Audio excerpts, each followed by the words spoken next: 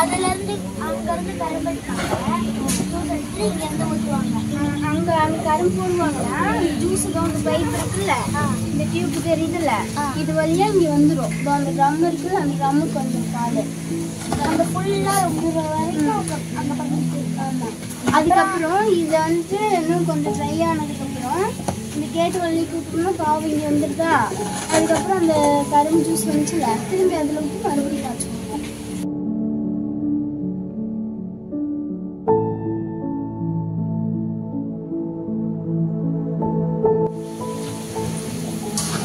ஆனால் இந்த யூனிட்டு கொஞ்சம் வர ரொம்ப நல்லா இருக்கும்.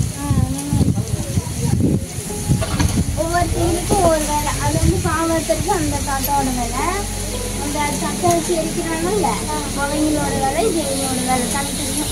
அந்த கரும்பு ஜூஸ் அரிக்கிறவங்க வீட்டுக்கு போட்டாங்க. அவங்களோட வேலை கிடையாது. எங்கள் வேலை முடிஞ்சது 3 மணிக்கு போடுவாங்க. ஒன்று நைட்டு 3 மணிக்கு போட்டு விட்டுருவாங்க. பாப்பா விசாரிக்குது. நைட்டு 3 மணி நைட்டு 3 மணிக்கு போட்டோம்னா இந்த வரைக்கும் போடுவோம். 3 மணிலேருந்து வேலை ஸ்டார்ட் ஆகும். ஆமாம். இந்த வேலை முடியறதுக்கு மறுபடியும் நைட்டு 9 மணி. இன்னைக்கு உங்களுக்கு இந்த பாப்பா சொல்லி 8 நீ சுத்தா போடுங்க மணி போவாங்க. இந்த பாப்பா சொல்லி 8 மணி ஆயிருந்தா வேலை முடியறதுக்கு. இன்னும் 8 மணி ஆகும். ஆமாம்.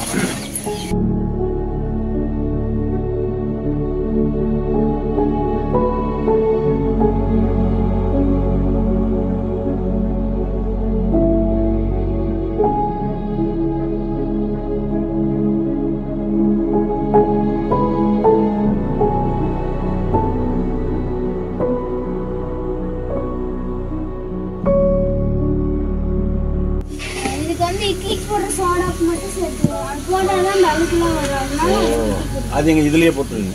அதுலயே போட்டுருவோம். சமையல் சோடா. இட்லிக்கு போடுறோம்ல, ஆமா ஆமா. அதுல இருக்கிற அந்த கழிவுலாம் அதுல இருக்கும் பாருங்க. அதுல இருக்கிற அழுக்கெல்லாம் அந்த சோடா போட்டோம்னா அந்த அழுக்கெல்லாம் வந்துடும்.